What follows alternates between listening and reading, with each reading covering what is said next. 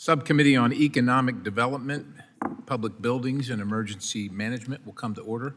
Chair asks unanimous consent that the chairman be authorized to declare recess at any time during today's hearing without objection, so ordered. Chair also asks unanimous consent that members not on the subcommittee be permitted to sit with the subcommittee at today's hearing and ask questions without objection, so ordered. As a reminder, if members wish to insert a document into the record, please also email it to documentsti@mail.house.gov. The chair now recognizes himself for the purposes of an opening statement for 5 minutes.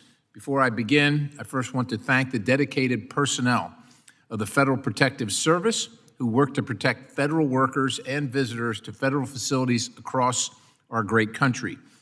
Over the years, there have been FPS law enforcement and contract guards who have made the ultimate sacrifice to protect workers and visitors in federal buildings. Since 2019, there have been nearly 1,000 assaults at federal facilities and nearly 7,000 arrests.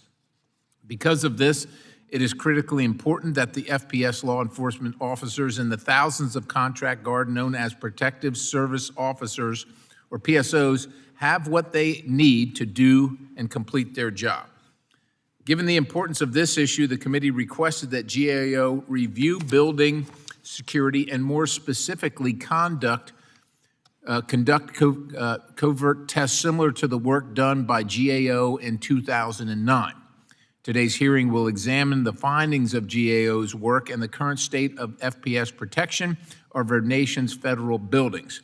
FPS officers, along with more than 14,000 PSOs, are responsible for the protection of and the security at approximately 9,000 facilities, the majority of which are owned or managed by GSA. FPS law enforcement officers manage the PSOs, ensure they are properly trained, are at their post, and respond when needed to any incident. However, there have been ongoing challenges that impact the ability of FPS law enforcement to do their jobs.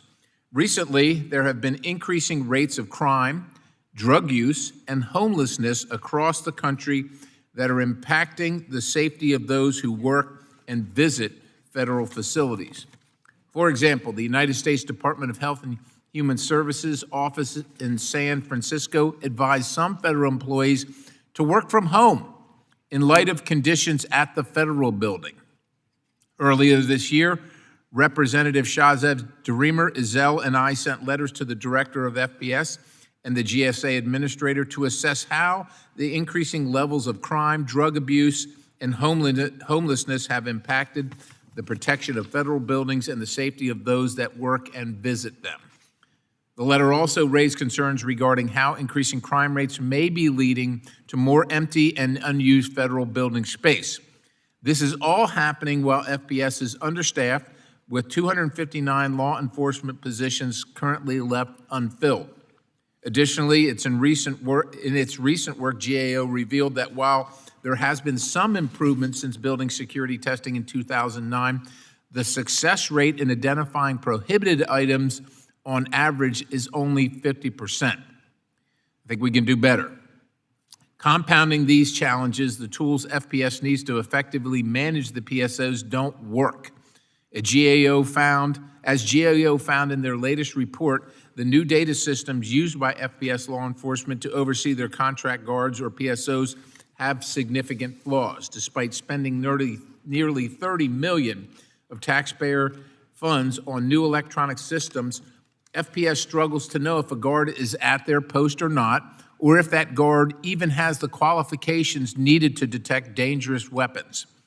This lack of reliable data tracking has raised concerns with customer agencies like the Internal Revenue Service and the Social Security Administration, and further, this lack of reliability has impacted the accessibility of services to the taxpayer. The idea that the IRS had to close 30 of their taxpayer assistance centers and the SSA closed over 500 locations for full days because a contract guard failed to report to their post is absolutely, completely unacceptable. The GAO has issued report after report for years now on many of these issues, yet FPS has not yet resolved them. I look forward to hearing from our witnesses today on these issues and thank them for being here. The chair now recognizes the ranking member, Ms. Titus, for 5 minutes for her opening statement. Thank you, Mr. Chairman. Thank you for calling this important hearing. Thank you to our witnesses. Some are very familiar. They've been here before, and they always provide us with excellent information in a very professional way.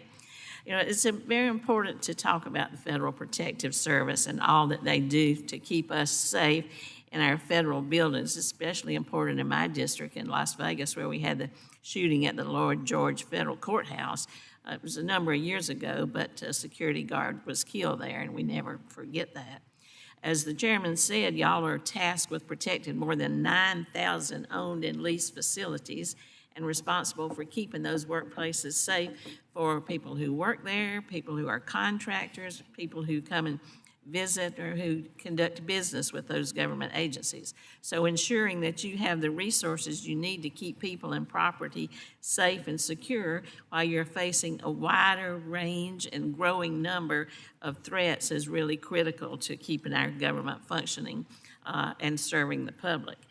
In recent history, we've seen dangerous situations and threats posed to our federal buildings. These have included plane crashes, car bombings, active shooters, you name it, it's practically happened there in a federal building, and you need to be prepared to address any of these situations and more.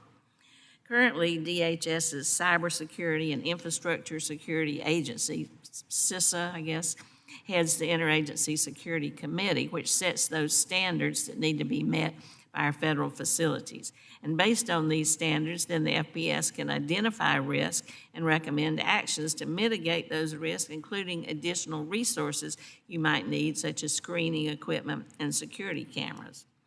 Among my many concerns is that even though the FPS has sent thousands of these assessments to federal agencies, many of their recommendations have just been ignored, and it's apparent that there are a number of vulnerabilities that could have been but need to be addressed.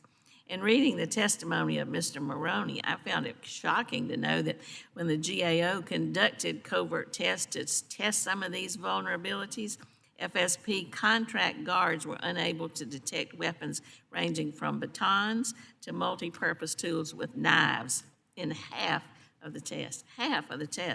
And what's more concerning is then when the FPS conducted its own covert testing, this time with firearms and components for making explosive devices, the detection rate was almost the same. So, you know, this is just unacceptable and not good for anybody involved. I appreciate very much the work of the FPS and its contractors and the potential harms that they face every day because they are on the front line, but these exposures have to be addressed, and that's why I'm interested in hearing from you all just what the extent of the problem is, how we can address it, what resources you might need, and what changes in policy we should perhaps put forward. So thank you for joining us, and I look forward to the hearing. Chair thanks the gentlelady. The chair now recognizes the ranking member of the full committee, Mr. Larson, for 5 minutes for an opening statement. Thank you, Subcommittee Chair Perry and Subcommittee Ranking Member Titus for calling today's hearing on federal buildings. I want to thank our witnesses today. Commissioner and Director, appreciate you once again making time to discuss federal facility issues with the subcommittee, and Commissioner Klein, I recognize you have very heavy demands on your time and attention, so I appreciate your participation as well. Prior to the '95 bombing of the Alfred P. Murrah building in Oklahoma City, the federal government had no established approach to security for federally owned or leased facilities. Immediately following the bombing, President Clinton directed the DOJ to assess the vulnerability of federal facilities to terrorist attacks and to develop recommendations for minimum security standards. Despite agency-wide coordination and the establishment of the Interagency Security process, the ISC process, federal facility security has remained on the Government Accountability Office's high-risk list for the past 21 years. In 2022, a GAO study found that from 2017 through 2021, FPS made more than 25,000 security recommendations at nearly 5,000 federal facilities.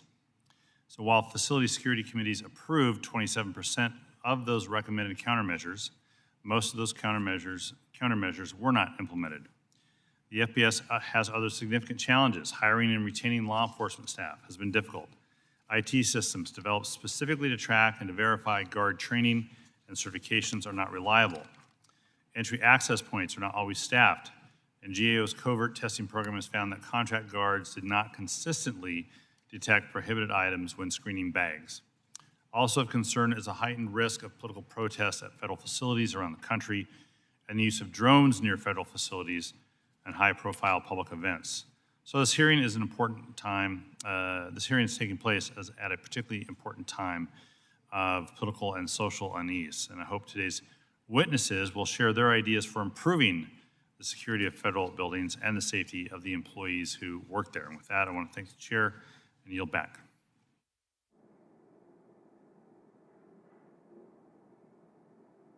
Chair thanks the gentleman. I now welcome our witnesses and thank them for taking the time to be here today. Some of you more familiar than others, but I'm still going to go through the process of explaining our lighting system to our witnesses, maybe for the benefit of everybody else here. There are 3 lights in front of you. Green means go, yellow means you're running out of time, and red means please conclude your remarks. Chair asks unanimous consent that the witnesses' full statements be included in the record without objection, so ordered. Chair also asks unanimous consent that the record of today's hearing remain open until such time as our witnesses have provided answers to any questions that may be submitted to them in writing. Without objection, so ordered. Chair also asks unanimous consent that the record remain open for 15 days for any additional comments and information submitted by members or witnesses to be included in the record of today's hearing. Without objection, so ordered. As your written testimony has been made part of the record, the subcommittee asks that you limit your oral remarks to 5 minutes. With that, Mr. Maroney, you're recognized for 5 minutes for your testimony, sir. Thank you, Chairman Perry, Ranking Member Titus, and members of the subcommittee.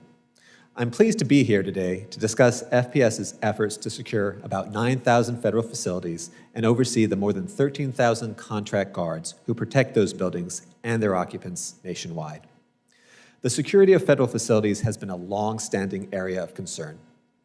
Our work has highlighted several persistent challenges over the years. In particular, we've identified weaknesses in how contract guards detect and prevent prohibited items from entering federal buildings. We've also identified significant and ongoing problems with the data systems FPS uses to oversee its security program. These challenges are a key reason that federal real property management remains on GAO's high-risk list after more than 20 years. Continuing threats to federal facilities make it absolutely critical for FPS to successfully resolve these issues. Doing so will best ensure that the men and women who protect these buildings have the training and tools they need to carry out their mission. At this committee's request, we have been reviewing how FPS is doing in addressing some of these persistent challenges. We focused on 2 areas. First, how effective contract guards are at detecting prohibited items, and whether FPS data systems have improved agency oversight of its contract guard program. While our final report will not come out until the fall, the bottom line is clear. FPS continues to face significant challenges on both fronts. In terms of detecting prohibited items, our investigators conducted 27 covert tests at 14 federal buildings earlier this year. During those tests, they attempted to bring bags into the buildings with prohibited items like pepper spray, batons, and a multi-purpose tool with a knife. The FPS contract guards detected those prohibited items about half of the time. However, the other half of the time, the items got through. While we only did a small number of tests, our results are consistent with the results of FPS's own more extensive covert testing program. These results are cause for concern. To FPS's credit, they have several reform efforts underway that aim to improve the detection of prohibited items. For example, FPS is redesigning the initial training course for contract guards, and it is also working to identify common causes of covert test failures to better target potential remedies. These are positive steps. However, continued attention and sustained action in this area will be important. As for the data systems FPS uses to oversee its contract guard program, we found significant problems that continue what has been a very long-standing challenge for the agency. For example, FPS's post-tracking system, which is meant to be the system of record for ensuring that every post is staffed by a qualified guard, was initially piloted in 2018. However, after 6 years, it is yet to be fully implemented in any region. As a result, FPS still requires contractors to use an old paper-based system for billing and guard verification, which creates double work. Moreover, the system continues to have significant technology, data reliability, and interoperability problems, and has not delivered on its promised capabilities. The stubborn and ongoing problems with this and other FPS data systems undermine the agency's productivity and its oversight of contract guards. In conclusion, the security of federal facilities remains a high-risk area. FPS and the contract guards it oversees play an essential role in ensuring the safety of those who work in and visit federal buildings. If the persistent challenges I've described today are to be resolved, FPS will need to pay sustained attention to these issues and take deliberate action. By doing so, the agency will be able to best ensure the security of FPS-protected facilities going forward. Mr. Chairman, that concludes my opening statement. I'll be happy to take any questions you may have. Thank you, Mr. Maroney. Mr. Klein, you are now recognized for 5 minutes for your testimony, sir. Good morning, Chairman Perry, Ranking Member Titus, and distinguished members of this subcommittee. My name is Chris Klein, and I have the privilege of serving as the Director of the Federal Protective Service, or FPS. I have served my country for the last 42 years in the Army and as a career civil servant, and I am honored to be here today to represent the outstanding men and women of our agency and to discuss the critical mission of FPS as well as the state of federal facility security. I am pleased to be sitting alongside our partners from GSA, with whom we have an excellent and long-standing partnership, and the GAO, who provides impartial and independent reviews and recommendations for improving the operations of the agency. FPS is a federal law enforcement agency of 1,642 federal employees, including 1,140 federal law enforcement officers and approximately 14,000 contract protective security officers, or PSOs. FPS protects approximately 8,500 federal facilities located in every state and territory. We protect the federal government's infrastructure, employees, contractors, and members of the public seeking government services from incidents ranging from terrorist attacks to prohibited items in federal facilities. Our most visible countermeasure is our contract PSOs, who are the front line of security at our federal facilities. Our PSOs stand post at thousands of federal facilities across the nation and are in daily contact with federal employees and visitors. They conduct a variety of security functions, such as visitor screening operations, roving patrols, and control center operations. FPS personnel conduct oversight inspections, on-the-job training, covert security tests, and administrative audits of the PSOs. Our contract PSOs work diligently to prevent dangerous items from entering federal facilities. Every year, PSOs detect and prevent hundreds of thousands of prohibited items from entering federal facilities. In the last year, more than 2,000 firearms were prevented from entering federal facilities. Our dedicated federal law enforcement officers and PSOs put their lives at risk every day to accomplish our mission. Over the last several years, our PSOs have been instrumental in stopping attacks at federal facilities, placing themselves between an attacker and those we protect. Our law enforcement officers and PSOs have been shot, stabbed, physically assaulted while performing their duties. Just 2 weeks ago, one of our PSOs was injured when an individual intentionally drove into him at a federal facility in South Florida. I spoke with his PSO last week, and I'm happy to report that he is recovering from his injuries. Since our inception in 1971, FPS has lost 7 law enforcement officers in the line of duty. And since 2015, 3 PSOs have sacrificed their lives protecting federal employees.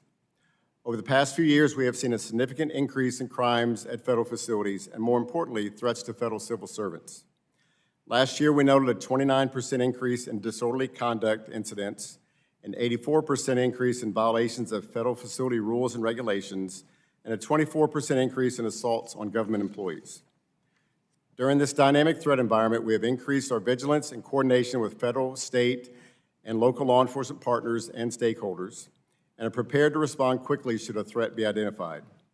We're also working closely with GSA as co-leads of the Government Services and Facilities Sector, established under National Security Memorandum 22, which was issued in April of 2024. We firmly believe that our partnership under the Government Services and Facilities Sector will enhance the sector's security posture and resilience through enhanced collaboration and information exchange. During today's hearing, you're going to hear about additional improvements needed in the oversight and management of our PSO program. I am taking deliberate corrective actions to address GAO's findings in addition to our routine program management improvement activities. However, make no mistake, it is our top priority to keep federal facilities and employees safe. And every FPS employee and PSO is dedicated to public safety and security and will continue to stand ready to protect our homeland. I would like to thank this subcommittee for your interest in the security of federal facilities and allowing me the opportunity to testify on this critical role that the Federal Protective Service performs every day to ensure our nation's overall security. FPS is and will continue to make a difference, providing a safe and secure work environment at our protected facilities across the nation. I look forward to addressing any questions you may have. Thank you, Mr. Klein. Mr. Dooms, as you know, you are now recognized for 5 minutes for your testimony. Man, you should almost get a time card in this place, I think. Good morning, Chairman Perry, sir. Ranking Member Titus, Ranking Member Larson, and other members of the subcommittee. My name is Elliot Dooms, and I am the Commissioner of GSA's Public Building Service. Thank you for inviting me to appear before you today to discuss safety and security in federal facilities. My testimony today will highlight some of GSA's roles and responsibilities in keeping federal facilities secure. Executive Order 12977 established the Interagency Security Committee following the bombing of the Alfred P. Murrah Federal Building in Oklahoma City in 1995.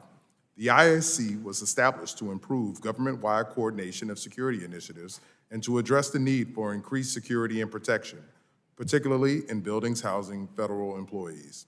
The ISC also created standards for security measures at federal facilities. Recognizing that we must balance protections for our federal employees and contractors while keeping buildings accessible to the public, GSA has been an active participant in the development of these security standards, working with the Interagency Security Committee and other federal partners. GSA's Office of Mission Assurance was established to integrate security, continuity, and readiness expertise within the agency and with critical stakeholders. In addition to OMA, the Public Building Service is continuously working with customer agencies to identify the best space to meet their mission needs, including physical security. GSA's physical security responsibilities include working with our security partners and tenant agencies to reduce the risk in GSA facilities. To provide these services, GSA works with tenant agencies in the planning stage of projects to ensure that its space has the proper security requirements to meet its mission's needs. The ISC risk management process requires individual agencies or the Facility Security Committee in multi-tenant facilities to select the appropriate security countermeasures to achieve the highest level of protection as determined by the Facility Security Assessment. Although tenant agencies can select optimal countermeasures for their facilities, FPS and GSA are responsible for ensuring security countermeasures equipment conforms with ISC standards, as well as repairing and replacing security countermeasures. GSA has a long-standing partnership with FPS, which provides law enforcement and related security services for federal buildings in all aspects of security. The Administrative Office of the United States Courts and United States Marshal Service also serve as partners to deliver security services to the federal judiciary and courthouses. To codify these partnerships, GSA currently has memorandums of agreement with FPS, the Administrative Office of the U.S. Courts, and the United States Marshal Service, outlining roles and responsibilities for security at GSA-controlled facilities as applicable. FSCs are another way that GSA remains engaged in the decision-making process with FPS and tenant agencies to review building security. Facility security committees composed of and governed by the tenants and multi-tenant facilities hold the responsibility of addressing facility-specific security issues, including improving the implementation of security countermeasures recommended by FPS. When FPS completes an assessment and recommends security countermeasures for implementation, those recommendations go to the FSC for funding approval and implementation. If a FSC does not approve the funding, those countermeasures go unimplemented, and the agencies in that individual building accept the security risk. GSA and FPS do consider certain minimum security standards for every federal facility, and those can evolve over time. For instance, GSA recently collaborated with FPS, the ISC, and the Office of Management and Budget to implement an April 2024 GSA order making security camera and alarm systems part of the baseline minimum security standards for GSA federally owned facilities. GSA has also been working to enhance security at courthouses around the country in light of recent incidents.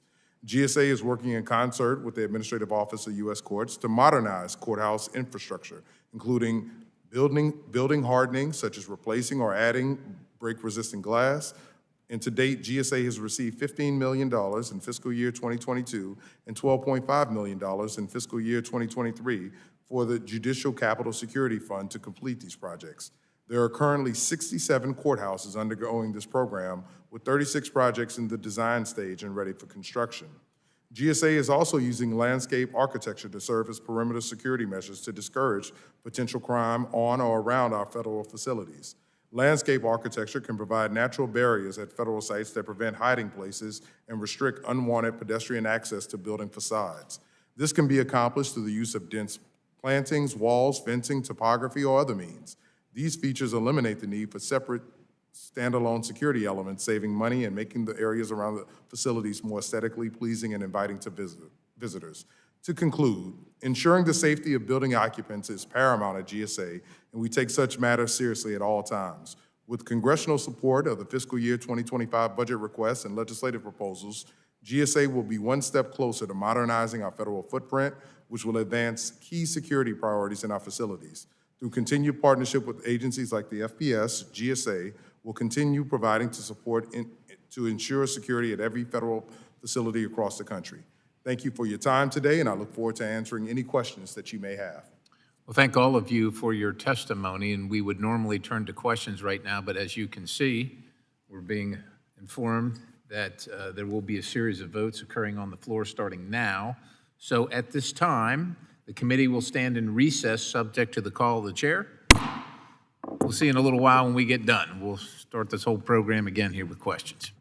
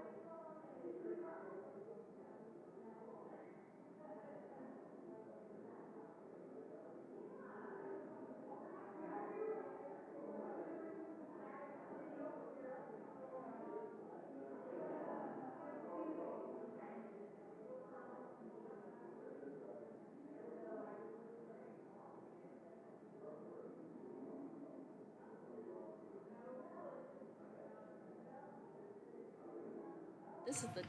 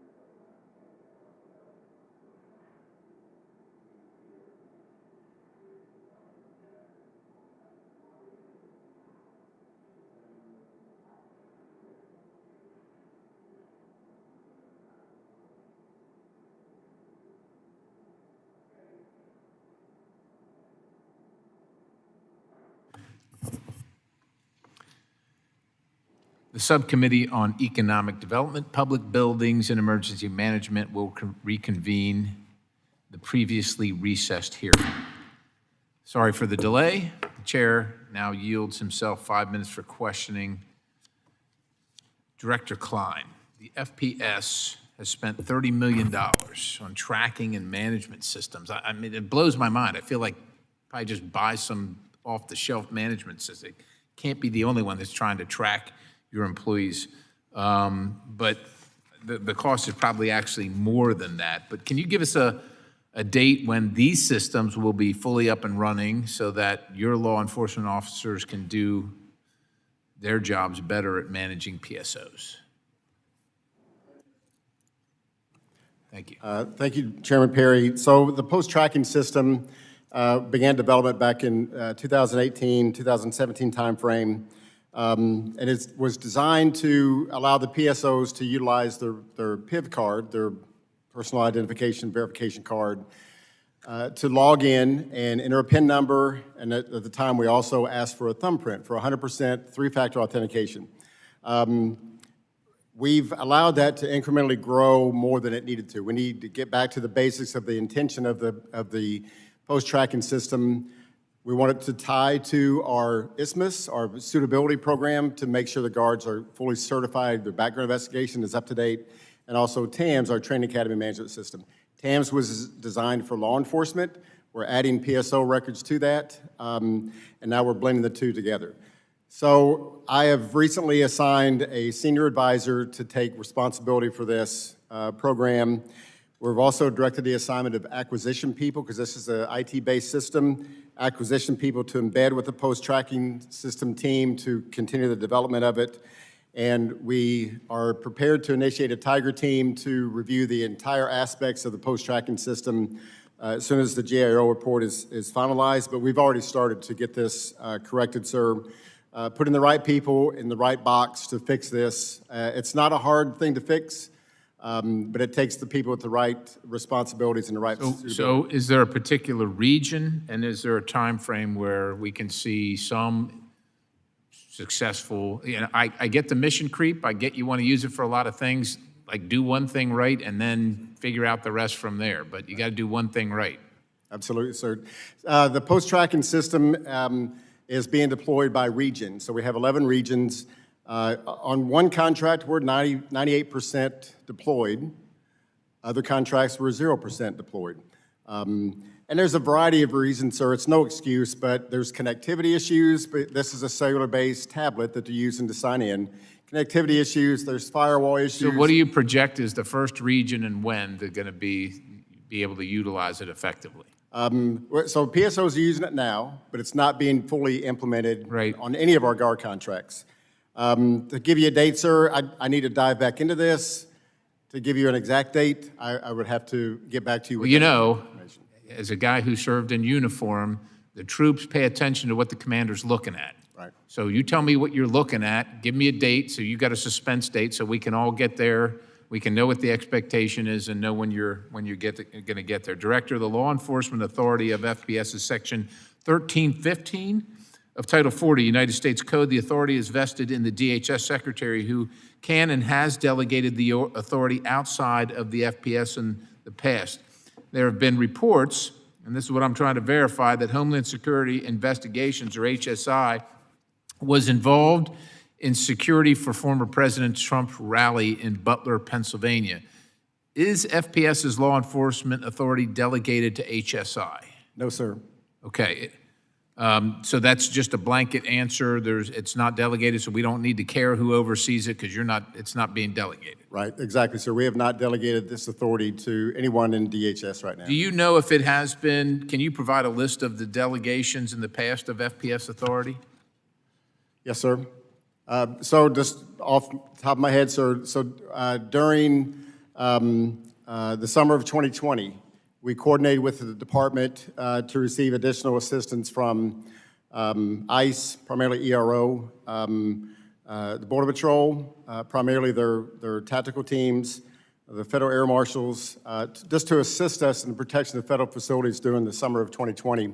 Those delegations, we monitor those. We train the officers and agents on that delegation and what they can and can't do based on that authority. But there's a time that goes along with that, and all those have ended a year ago. Okay, if you could, please, in the remaining time that I have, if you could, at some point here, next 60 days or something, put a list together of when that delegation happened, when it started, who it was with, and when it ended. We want to make sure that we have a full view of how that's been used in the past, who's used it for what duration, and so on and so forth. You obviously understand that unresolved rumors with something so consequential as what happened in Butler are not good for the country, your agency, or the general public's viewpoint of things. So we'd like to make sure that that's cleared up. And with that, the chair now recognizes the ranking member, Ms. Titus from Nevada. Thank you, Mr. Chairman. Director Klein, after the assassination attempt on the former president, there was a lot of talk about drones and the Secret Service not using the drones, but the shooter did use the drones.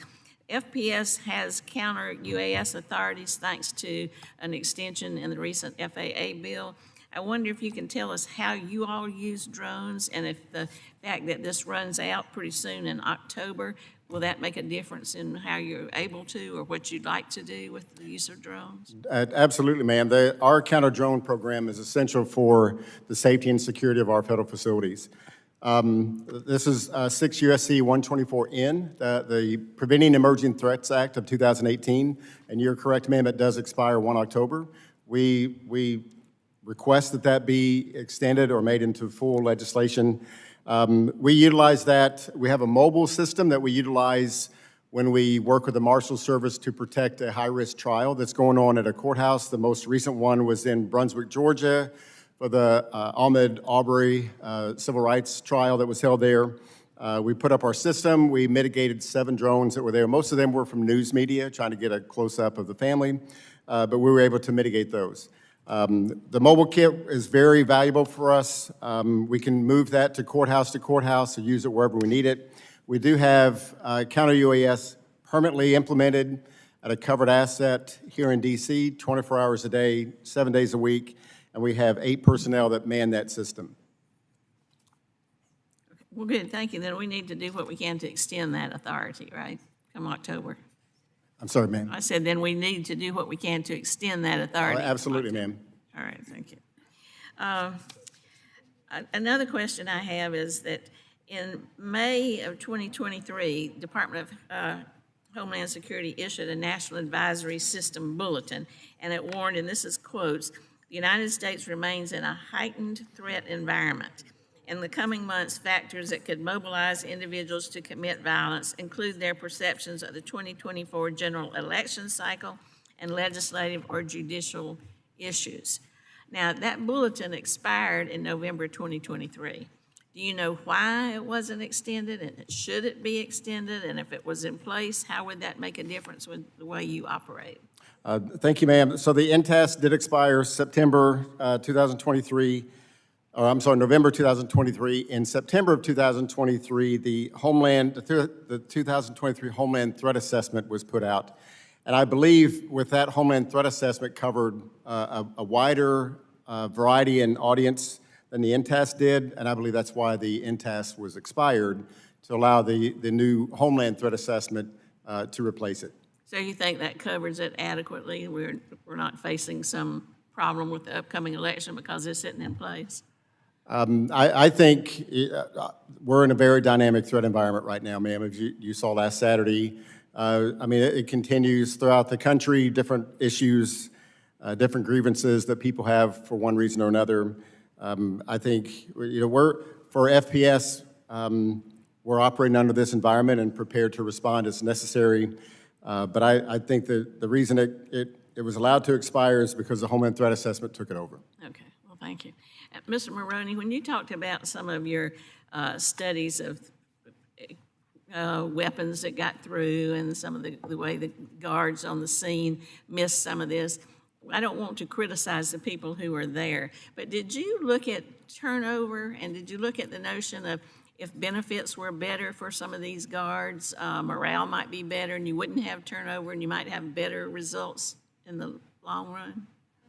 So we didn't look at that. We didn't look at the causes behind the failures to detect that half of the items we tried to get through. That is an important piece of the analysis. FPS does have a more extensive covert testing program where they try and get at the causes for testing failures. And that's important. You need that data and to look at what are the root causes of why we're having this failure rate so they can remediate it. And does that have to do with turnover or not adequate benefits for the people who are there? Mr. Klein, I don't you know. want to talk to that? So, ma'am, the contract guard program, 14,000 federal facilities across the country. Right now, at this minute, there's 6,250 guard posts that are open. A guard is standing at that post. If a vendor gets a new contract and they are now paying $1 more per hour, then our PSOs will leave to go. I mean, Yeah. and it's a constant churn to keep them in one place. We renew contracts. They're 5-year contracts. They're renewed every year based on their performance that we've indicated in their contract performance appraisal rating system, CPARs. Whether they're going to be renewed or not is something that we work through. But it is a competitive, very competitive market. It's just like the market for hiring law enforcement. We are all fighting for the same person between all of our agencies. And it's very similar with the PSO program because a guard company will have a new contract and they're going to start doing what they can to pull, especially if they meet all the training requirements. There's a number of requirements they have to meet for us. If they meet those requirements and this person gets a new contract, they're going to do what they can to hire them over. They don't have to train them. Salary, benefits, Yes. retirement. Exactly. Thank you. Gentlelady yields. The chairman recognizes the gentlelady from Utah, Ms. Malloy. Thank you, Mr. Chairman. I've been sitting here listening, thinking how Americans expect to be safe in federal buildings, and that's what you're tasked with. But we've got some holes here that need to be addressed. We've got some problems that need to be addressed. And to that end, I'm going to yield the remainder of my time to Chairman Perry so he can follow up on the rest of the questions that he has. Thank you, Representative Malloy. Mr. Maroney, in your testimony, you highlighted incidents where contract guards failed to be at their post, and as a result, both the IRS and the Social Security Administration had to close offices that serve the public. I know that both of those are critical in the district that I'm honored to represent, and I hear regularly claims from constituents, my bosses, about their anger and their irritation about not being able to get their problems resolved for one reason or another. Nobody's at work, or they can't get a recurring phone call or whatever, and this is part and parcel to that. Can you detail whether FPS was immediately aware of when a guard was not at his or her post, and can you further describe exactly what happened in these incidents? So they were not in these situations, not instantly aware, not in real time. And that was part of the issue, is that the tenants, SSA, IRS didn't know what was going on. FPS didn't have that information in real time either, which is a problem because then you can't mitigate. You can't come up with a solution quickly. In theory, PTS, the system we've talked about previously, was supposed to provide the capability remotely for FPS to see if these posts are being staffed. And that would be an important capability because then you could say, okay, this post isn't there. Let's reach out to the vendor. Let's tell IRS and SSA. Let's figure out, are there mitigations we can do? And then, Director Klein, look, it's hard to fix a problem that you don't know exists, right? You're wherever you are, like you said, there are thousands of buildings across the country, whether it's in the district I represent or somebody else's. If you don't know it's happening, you can't address it. But at the same time, it has to be addressed. And so I'm wondering, what are the steps taken to eliminate the problem? And surely everybody must have known when you set the system up that sooner or later this eventuality is possible, right? And you got to have like a backup. That's obvious. So where do we stand? Yes, sir. So typically, right now, so the post tracking system is designed to notify us when someone's not on post. We're not there yet. So the system we put in place, you mentioned the Social Security Customer Service Centers and the IRS Tax Assistance Centers. They won't open unless one of our PSOs is there because they want to make sure there's security there. And if the office manager goes to the office and is waiting on the PSO to show up and they don't, they will contact us and say, your PSO isn't here. We immediately coordinate with the vendor, what's going on, where's your backup, where's your other person. At the same time, now we are dispatching our law enforcement officers to respond to that location, either work to open the facility with the law enforcement officer there while we get a PSO on post, or get the PSO there immediately. It's not the final solution, but it's what we put in place now until we Yeah, get. obviously you need to fix in the meantime. Commissioner Dooms, was GSA aware of these occurrences, these failings if so called? And if so, is GSA engaged with FPS to ensure that the use of GSA facilities going forward is not impacted by the lack of security? Have you been involved in the process? Thank you for that question, Congressman. We do have a memorandum of agreement with the Federal Protective Service and an ongoing relationship where we share information with them about who's in the building, who our leasing facility manager is, as well as they're sharing information with us about incident reports. When there's an incident in a building, the PSOs are often the first responders, and they are working with the Facility Security Committee and the tenant agencies to understand what the threat is and whether there's been an incident and whether there need to be additional countermeasures. So our Office of Mission Assurance is working on a consistent and regular basis with the Federal Protective Service. All right, well, we've got to solve this problem, right? These offices can't go they can't remain closed for lack of security, and so we'll probably look for kind of a review maybe after 6 months to see how that's working as we wait on other things, the other system to come online more fully. Director Klein, an average 50% success rate in the covert testing is not really a success by anybody's measure. The FBI director continues to sound the alarm. I'm sure you know that terror threats are at an all-time high. Crime and drug abuse is out of control in many places. FPS law enforcement officers and contract guards are the first line of defense at these federal facilities. And unfortunately, as you know, some have lost their lives. I can't imagine, the numerous altercations on a probably regular basis. Can you talk just briefly about training, upgraded training, and then detecting threats and what they're advised to do when these things happen? Thank you, sir. So first, we can talk about threats and how they go about detecting those. They have all the guard contractors are required to have radio communications to communicate to our dispatch centers. So when an incident occurs, or there's a threat, or there's a suspicious vehicle, whatever it may be, they immediately notify our dispatch center, and an officer is dispatched to that location. In some instances, it may be a city, county, state officer based on where our local police officer is staffed, but they have a process to use to report that type of activity. Sir, like you mentioned, the PSOs are the first line of defense. They are the ones who are getting shot, getting ran over, getting stabbed on a daily basis. Their training, let's focus on their National Weapons Detection Training Program, how they detect prohibited items in screening. Right now, it's a 16-hour training program that teaches them how to detect items in X-ray machine, and there's an 8-hour training program for the magnetometer. We have our Training and Professional Development Directorate working with academia to enhance that training to make sure that we're teaching adults how to properly detect that equipment. Our equipment is not much different than TSA's equipment. We are going to have our folks go to the TSA Academy and find out how they do their training. Is it something that we might be able to leverage, or at least get lessons learned from how they do it? We know we need to increase our ability to detect prohibited items. Big priority for us right now is to get this fixed. I mentioned before, they are detecting 400,000 prohibited items a year. But as was pointed out by the GAO, we're missing items that are prohibited, that they should pick up. We are actively working to enhance our training program and then to get them through the training to make things better for the screening. Ms. Malloy's time has long since expired. The chair now recognizes the ranking member of the full committee, Mr. Larson from Washington. Thank you, Mr. Chair.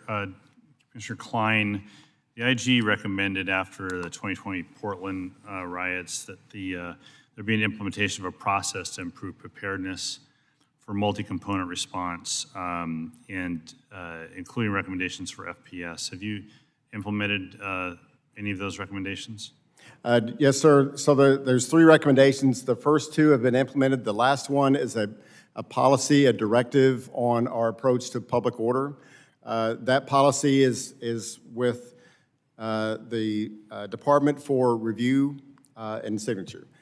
So that's gone through now. A lot of lessons learned out of Portland, our approach to civil disorder, the training that we've conducted to all of our employees now to redesign our approach has all been completed.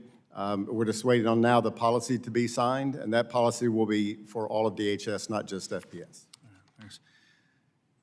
Ranking Member Titus mentioned counter UAS, and you discussed it, and I think it's very important to have the coordination. In fact, the leadership of this committee, of the Homeland Security Committee, and the Judiciary Committee have a joint bill to extend those authorities through 28, including, if I'm not mistaken, to extend FPS authorities and expand them. And I don't want to ask you a softball question to say, can you tell us how great that is? But can you tell us how great that is? No, can you explain to this committee a little bit why FPS needs those expanded authorities and how do you use them? So, sir, we think it's critical for our protection efforts of our federal facilities. I did mention that we have implemented a 24/7 counter UAS operation at a covered asset, a high-risk covered asset here in D.C. And every day that system is picking up drones. Typically, it's someone playing with a drone they got for the birthday or for Christmas. But there have been times when our folks have electronically mitigated those drones and brought them down and took control of those. Without that ability to do this, not only would our facilities be vulnerable, but a number of other facilities that have the authority right now to implement that, Secret Service, Coast Guard, CBP, if we all lose that authority, then I think there's a lot more vulnerabilities that we would have to deal with. Yeah. Commissioner Dooms, has the underfunding, or how has the underfunding of the Federal Building Fund impacted your ability to implement security standards that the ISC developed? Thank you for that question, Ranking Member Larson. The underfunding of the Federal Building Fund makes it difficult for us to optimize and modernize the portfolio. If we had fewer buildings, we think FPS might be able to secure those fewer buildings that are better utilized. We've been missing about $1 billion a year for the last decade. We have proposed in fiscal year 24 and 25 a fix for the Federal Building Fund that will allow us to spend all of the revenue that came in and to accelerate the modernization of our portfolio. Over the last 4 fiscal years, we've shed 8 million square feet of space, and that's with it being underfunded. But if we were able to get this fix in the FY25 legislative proposal, we could continue to shed space on a faster basis, get higher utilization in our buildings, and frankly, give the Federal Protective Service fewer buildings that they have to actually defend and secure. Thanks. Commissioner Klein, back to you.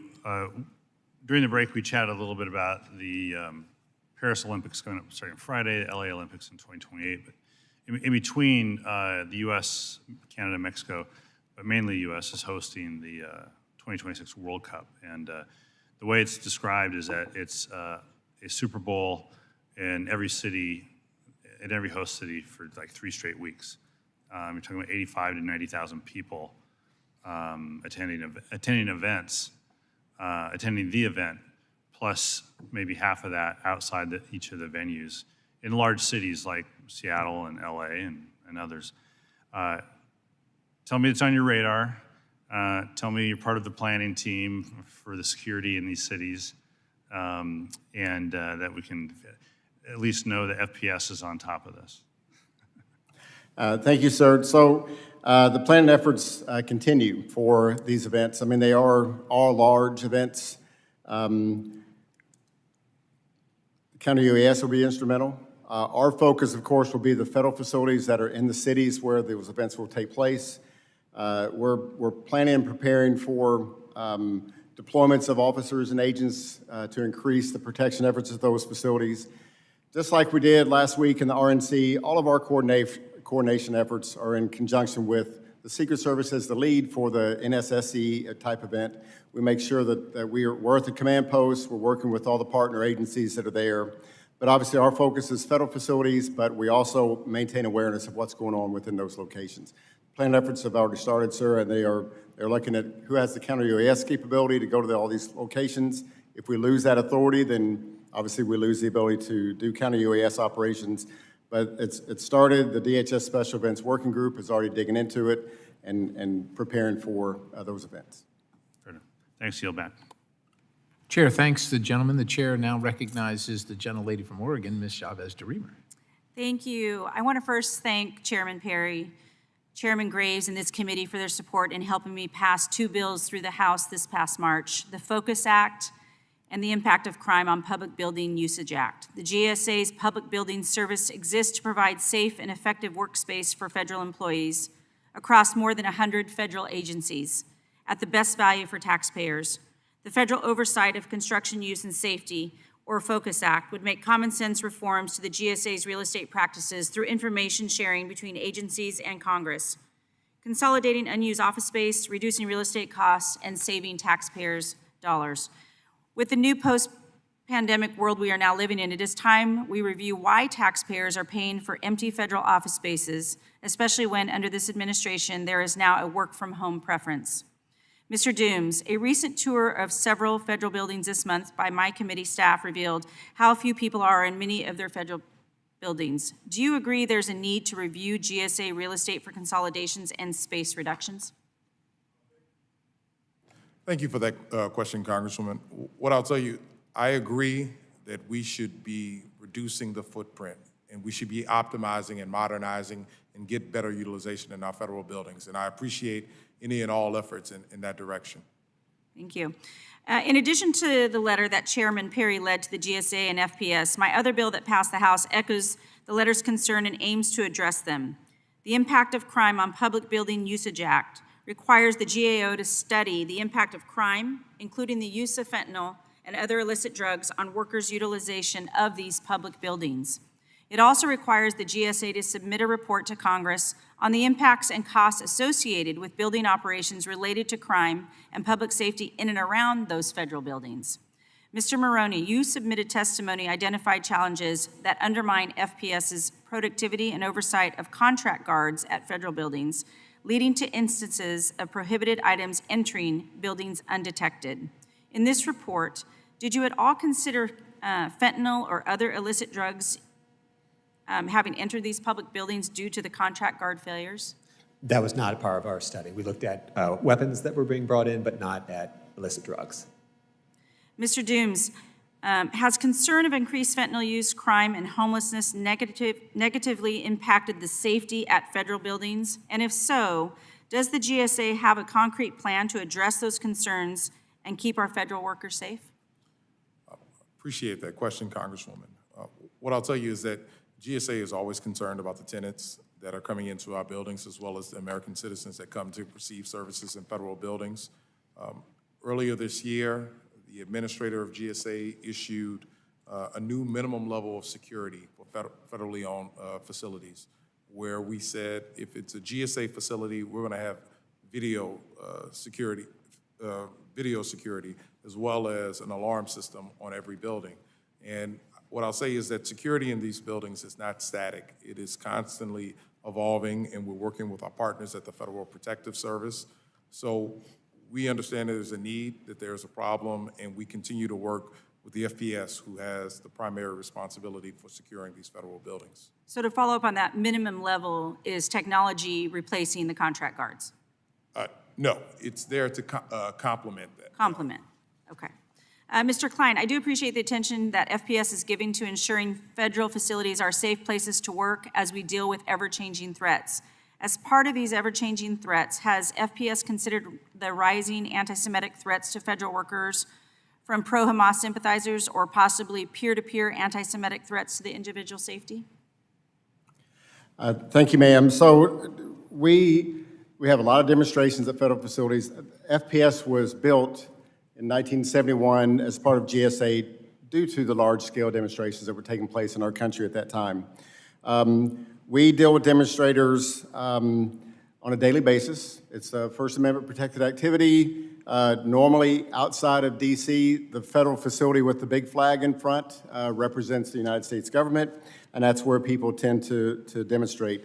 We've had a 14% increase in demonstrations from last year to this year. Since October 7th, 652 demonstrations at our FPS protected facilities. Some have included some level of violence, graffiti, breaking some windows, some attempted arsons, but all the demonstrations we approach the same way. It doesn't matter the topic, it doesn't matter the issue. We are there to protect the federal facilities, to ensure that the employees can come and go.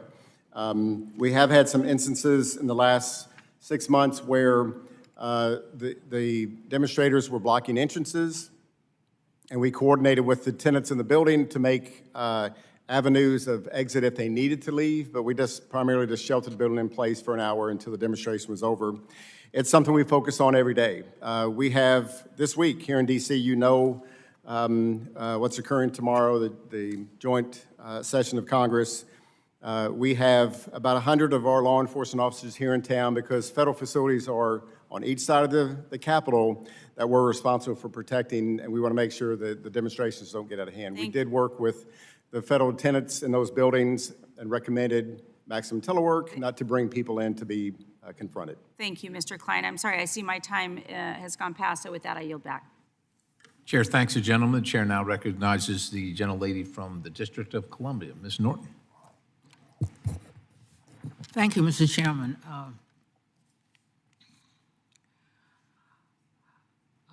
Commissioner Dooms, we continue to miss your excellent work as a staffer on Capitol Hill, so welcome. In November 2023, GSA announced plans to dispose of 23 properties, including 2 in the District of Columbia: the Daniel Webster School and the DHS Nebraska Avenue Complex. In April 2024, GSA announced plans to dispose of the Liberty Loan Building in DC. What is the status of those dispositions? Thank you, Congresswoman.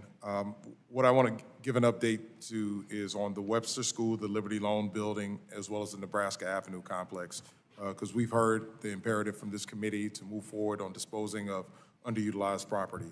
So in terms of the Webster School, that facility has already been reported excess. Federal screening and the McKinney-Vento homeless assistance screening have already taken place. Right now, we're screening for a possible public benefit conveyance. We expect that those application deadlines for those uses are on August 15th and August 16th. If there is no application in that time frame, we will move forward on a private sale. We've worked closely with the Department of Homeland Security in order to put in some security covenants that will run with the land, but that disposal is moving forward. In terms of the Liberty Loan Building, that asset has also been reported excess, and right now we are engaged in due diligence activities such as environmental and title work. In March of 2025, we expect the employees in that building to be moved out of that building to a different location, and after those due diligence activities are finished, the federal screening will commence, and we will move forward that on a private sale as well. In regards to the Nebraska Avenue Complex, this is where we're looking for some help from Congress. We are trying to finish the consolidation of the Department of Homeland Security at the West Campus.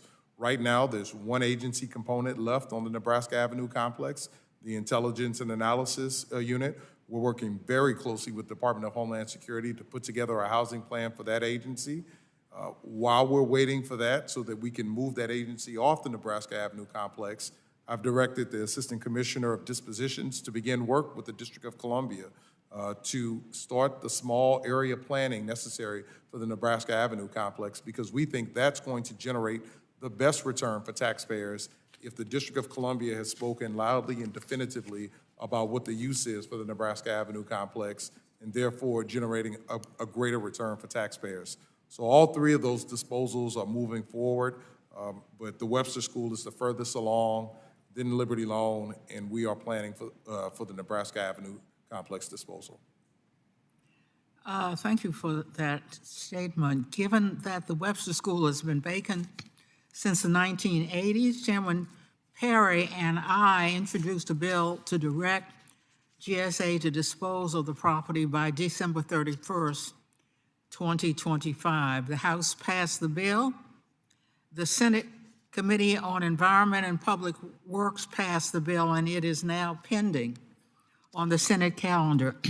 I hope the Senate will pass it soon.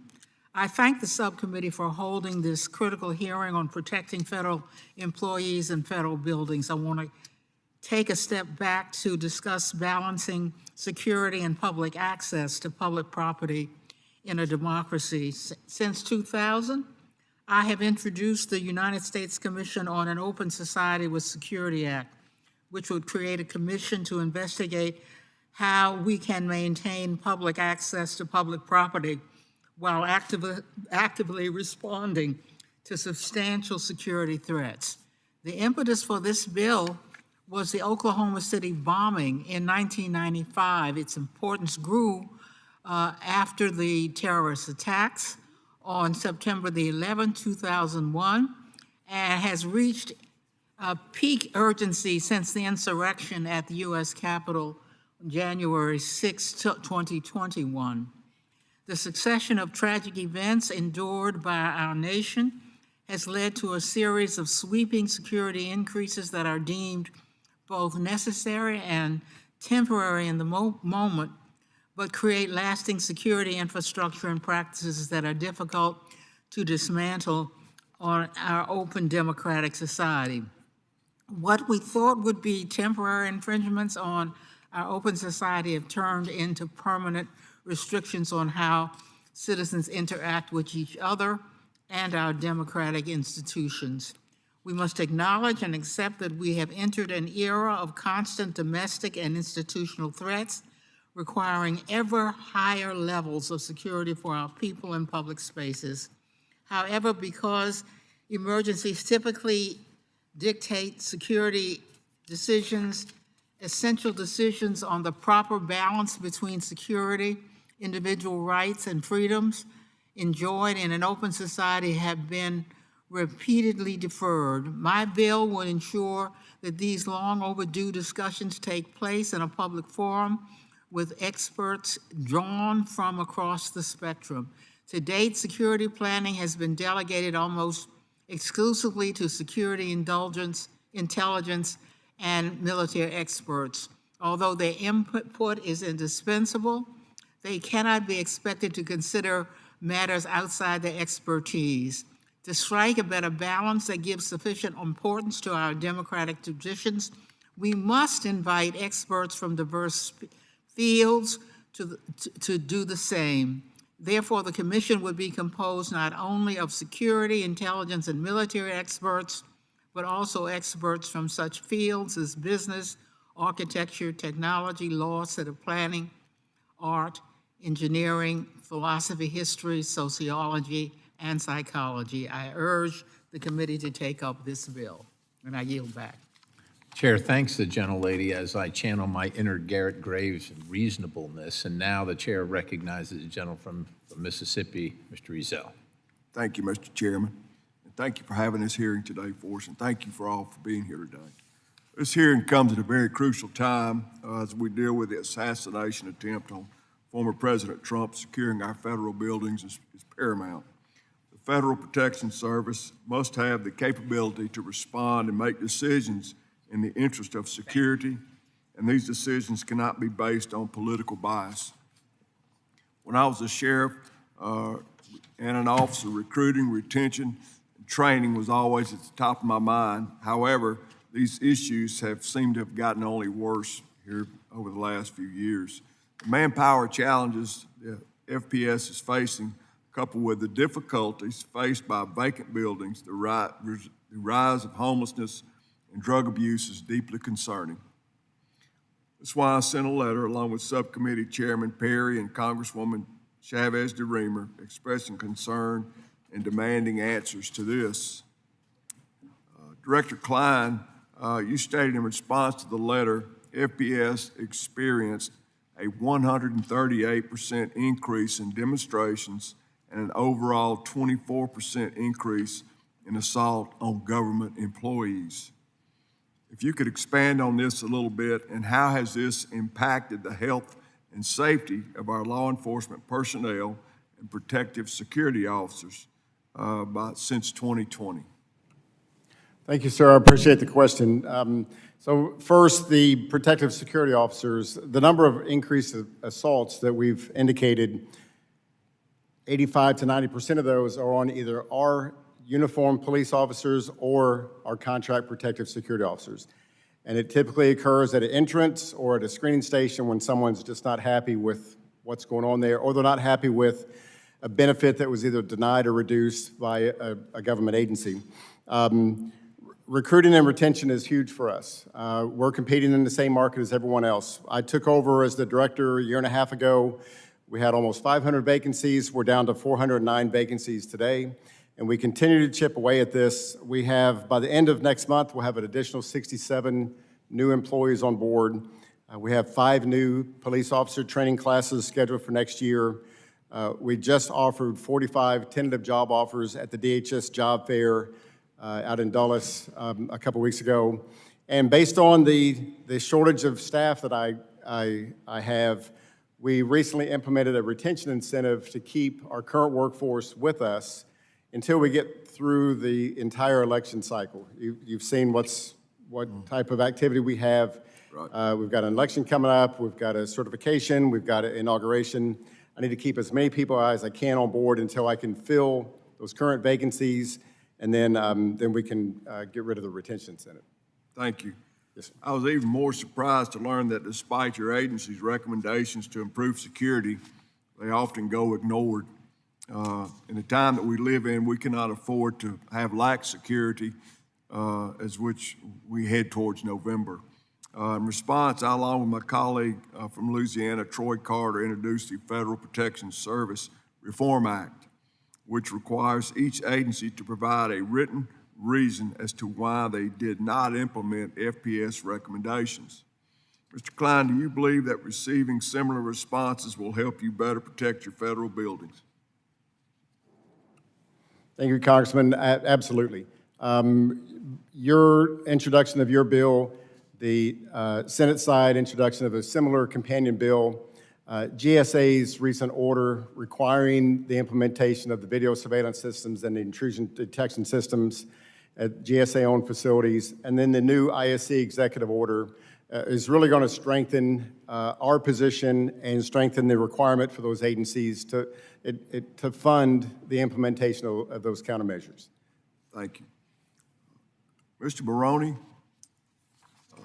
you stated in your testimony during your covert testing approximately 50% of prohibited items in federal buildings went undetected by FPS. Even so, 80% of the time, FPS blamed a human factor as the cause. While FPS has implemented several changes since this test, what do you think accounts for contract guards missing this inexcusably large percentage of hazards? So there could be a number of reasons. Human factor is a pretty broad term. That could mean the person has been trained appropriately, but they just didn't carry out the techniques like they should have. It could mean there's an equipment issue. It could mean they didn't report properly in the system, and so the data is not entirely correct. So what's important there is for FPS to take deliberate actions, as they've already started to do, to figure out what are these issues, what are the root causes of items getting through at this rate, and then taking actions to address those specific issues. So the data is a first step. The next step is to figure out what are the root causes. Very good. Do you think hiring more federal agents rather than contracting guards will help with the accountability issue? Mr. Klein? I'm sorry, the beginning of your question?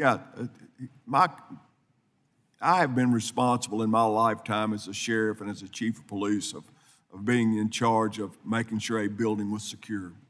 I always had full-time state-certified law enforcement officers under my control and my staff.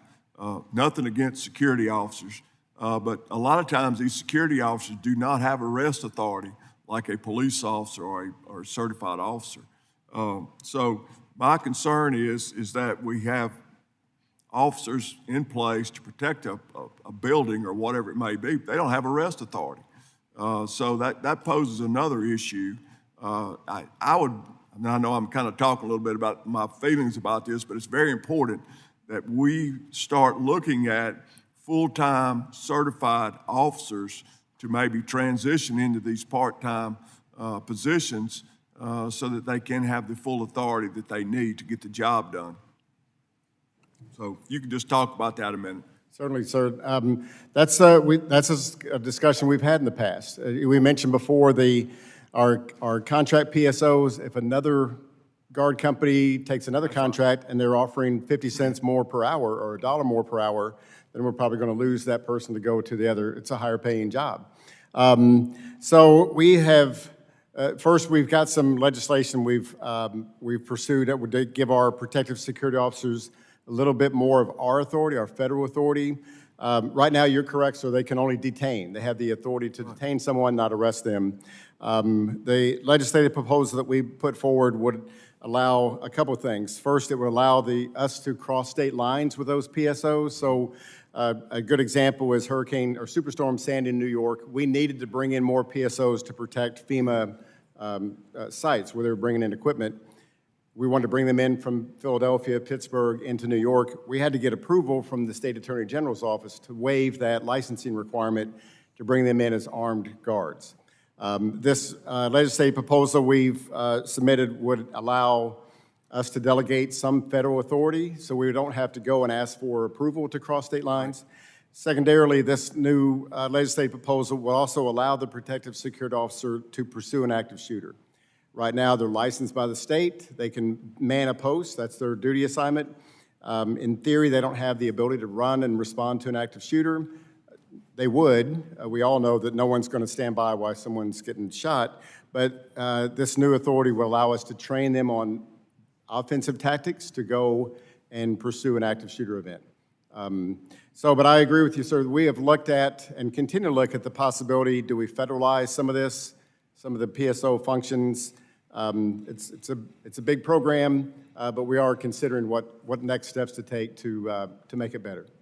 Thank you, sir. Mr. Chairman, I yield back. Thank you.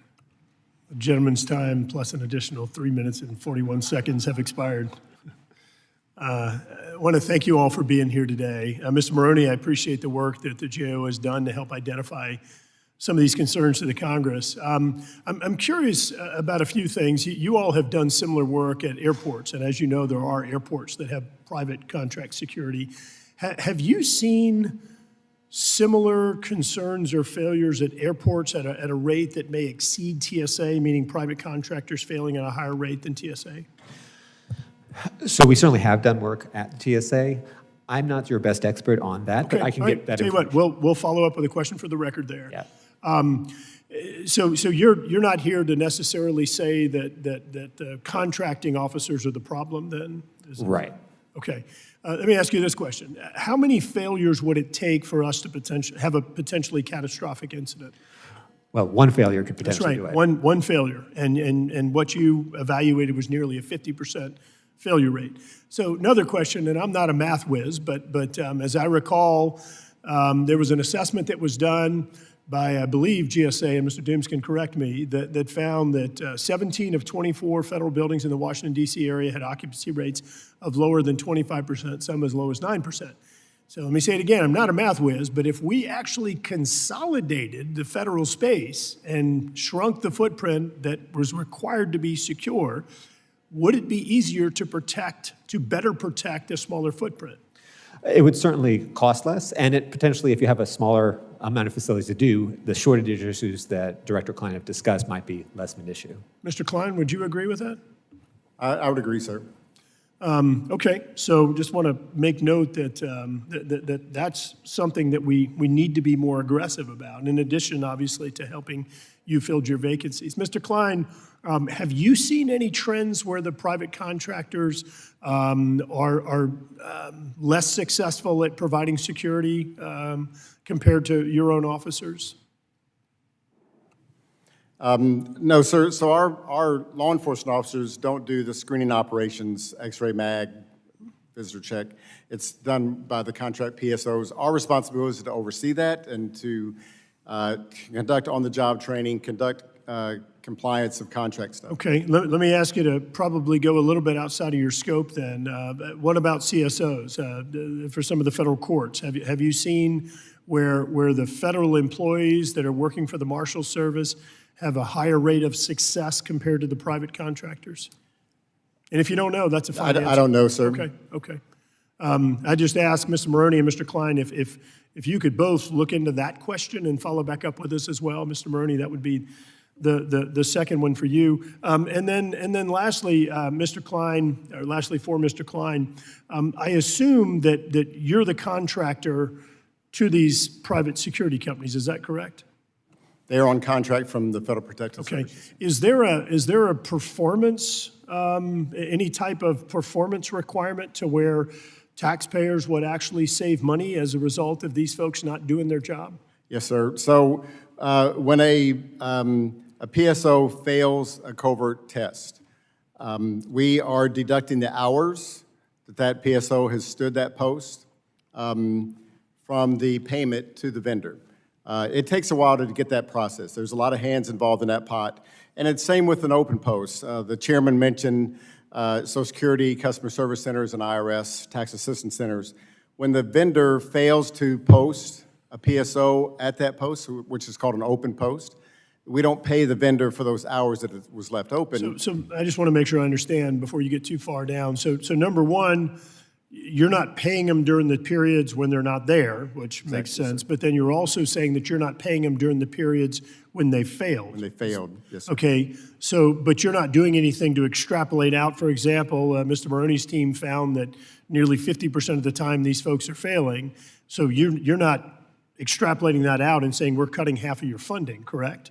That's correct. So because it's multiple contracts that were in place when the GAO, and same with us, when we do our... You do see the concern that I'm highlighting, though? Yes, sir. Absolutely. Okay. I do think that we need to be thinking about a remedy there because there needs to be a performance. If people aren't performing, they shouldn't be paid. And all the people that work on our team, they know that. I say it every week. We don't pay them to sit there. We pay them to perform.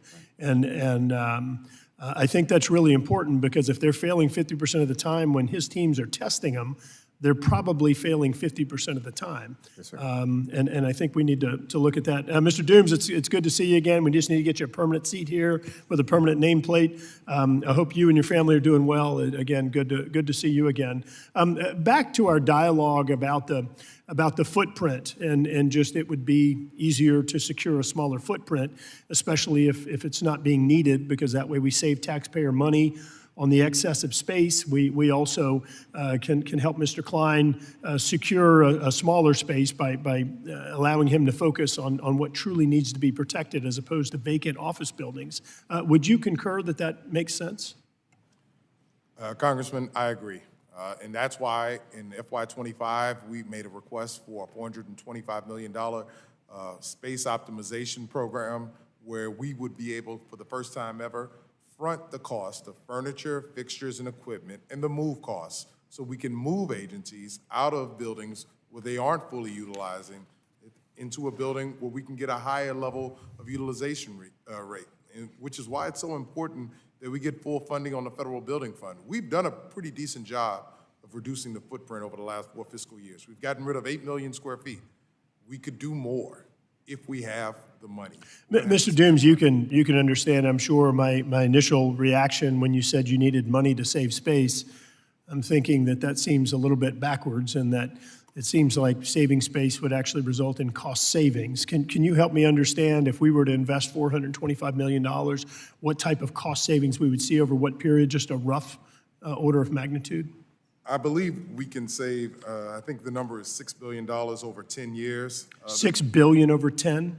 If we, and again, ballpark, I'm not going to hold you to it, but just a ballpark range? I'll follow up with the Okay, precise great, numbers. great. I'd appreciate that. But Anything else?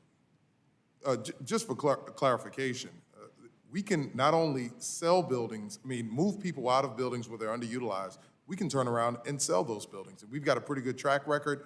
We put up 25 buildings for sale November 2023, or announced that we were moving them through the disposition process. We've got a great track record with the Volpe project, where we disposed of 10 acres and built on the other 4 acres and used the value there. And we're looking for other projects like that across the nation. So we're going to have to spend money in order to save money, but we have the track record and we can provide you more details. The rough order of magnitude of savings that you noted seems like would be more than worth it, and I look forward to receiving your follow-up on that. Last question, Mr. Dunes, if there's an agency I don't like, could I get you to just get rid of their space, and then that way we can deal with them that way? Would that work? I can't recommend that course of action. Thank you, Mr. Dooms. I want to thank Ranking Member Titus's patience as I went a little overboard, as well as a couple of others. Ms. Titus, Ranking Member Titus, do you have any follow-up or closing? Okay, great. So I yield back, and I don't think there are any further questions from the subcommittee. And so that does conclude our hearing for today. I'd like to thank each of the witnesses. As you know, there are, the record remains open. There are some questions for the record that we have dialogued here, as well as others that will be submitted, but I appreciate you being here today, and the subcommittee stands adjourned.